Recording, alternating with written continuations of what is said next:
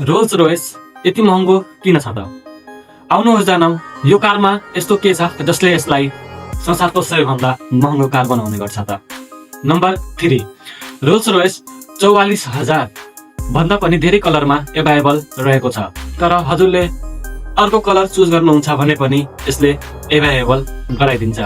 Number 2, roles रोयसको पुरै detail work संसारमा जम्मा एउटा मान्छेले गर्छ, त्यो हुन् मार्क कोट।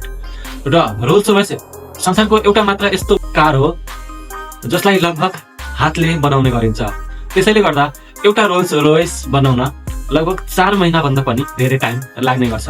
नम्बर 1, हजुरले यो कुरा सुन्नुभएको छ होला कि एउटा रोल्स रोयसको प्राइस 5 करोड, 10 करोड र 20 करोड, तर रोल्स रोयसको कुनै फिक्स प्राइस हुँदै हुन्न। रोल्स रोयस संसारको एउटा मात्र यस्तो गाडी हो जसले 100% कस्टमाइजेसनको अप्सन दिन्छ र हजुरले जसरी यो कारलाई कस्टमाइज गराउनुहुन्छ त्यही हिसाबले कम्पनीले पैसा लिने हो।